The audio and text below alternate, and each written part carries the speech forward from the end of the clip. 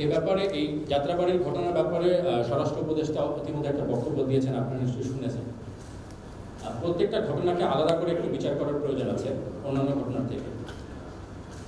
তার আগে আমি একটা জিনিস বলি, এই যে আমরা বর্তমান পরিস্থিতিতে আমাদের আইন শৃঙ্খলার বা যে ধরনের ঘটনাগুলো বললেন, আন্দোলন বা বিভিন্ন ধরনের প্রোটেস্ট আনরেস্ট হচ্ছে, এগুলো করার পেছনে তিন ধরনের করছেন কারা, তিন ধরনের ব্যক্তি বা তিন ধরনের গ্রুপ। একটা হলো যারা চিহ্নিত অপরাধী, তাদের কাজই হচ্ছে বিভিন্ন ধরনের অপরাধ করা বা এই ধরনের বিষয়ে তারা কাজ করে।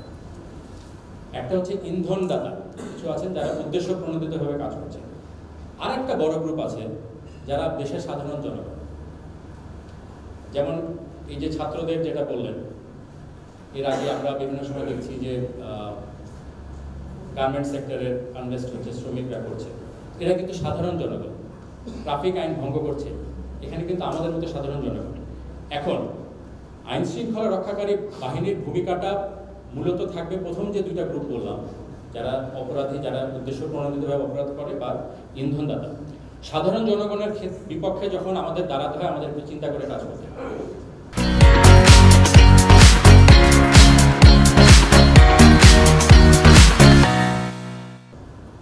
বিশেষ করে আপনারা যদি ছাত্রদের কথা বলেন, এই ছাত্ররাই আন্দোলন করে দেশের এখন একটা আমাদের যে বর্তমান পরিস্থিতি এনেছে, এবং আমরা সবাই আশা করছি যে দেশটা একটা ভালোর দিকে যাবে।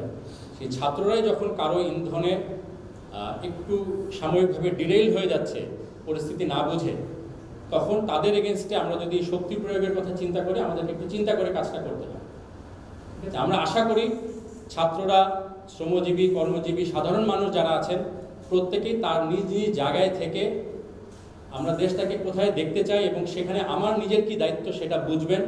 এবং প্রথমত এই ধরনের যখন সেটা সোশ্যাল মিডিয়া হোক বা অন্য কোনো যে কোনো মাধ্যমে হোক, যখন এই ধরনের কোনো ইন্ধন জাতীয় বিষয় তাদেরকে ইনস্টিগেট করার চেষ্টা হবে, তারা যাচাই করবেন যে আসলে ঘটনাটা হয়েছে কিনা।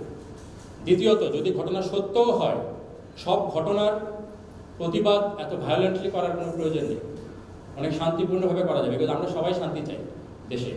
এখানে আমাদের সাধারণ জনগণ, বিশেষ করে ছাত্র, কর্মজীবী, শ্রমজীবী, সকল পর্যায়ের মানুষ, আমাদের একটা নিজের দায়িত্ব আছে যে আমরা যদি নিজে থেকে দায়িত্বশীল ভূমিকা পালন করি, তাহলে এই অনেকগুলো এই ধরনের ঘটনা আমরা অ্যাভয়েড করতে পারি। এবং তখন আইন শৃঙ্খলা রক্ষাকারী বাহিনী যারা উদ্দেশ্য প্রণোদিতভাবে অপরাধ করে, তাদের এগেনস্টে আমরা কাজ করতে পারি। সেক্ষেত্রে আমাদের কাজের পরিধিটাও সহজ হয়, দেশের এই ধরনের ঘটনাগুলো আমরা কমাতে পারি। আমাদের সোশ্যাল মিডিয়ার যে ব্যবহারে আমাদের আর একটু সচেতনতার প্রয়োজন আছে। এই যে ইন্ধনদাতারা থাকেন কম, বাট সমস্যা যেটা হয়, ইন্ধনদাতারা একটা মেসেজ পোস্ট করার পরে এইটাকে কপি করে অন্যরা যখন পোস্ট করেন, এখানে কিন্তু সবাই ইন্ধনদাতা থাকেন না। এখানে আমাদের মতো অনেকে আছেন যারা না বুঝে এটাকে ছড়িয়ে দেন, ছড়ার ফলে এই ধরনের আনরেস্টগুলো হয়। তো আমরা চিহ্নিত করার অবশ্যই চেষ্টা আছে যে কারা আসলে মূলত উদ্দেশ্য প্রণোদিতভাবে এই কাজগুলো করছে, তো সেটার এগেনস্টে ব্যবস্থা অবশ্যই নেওয়া হচ্ছে।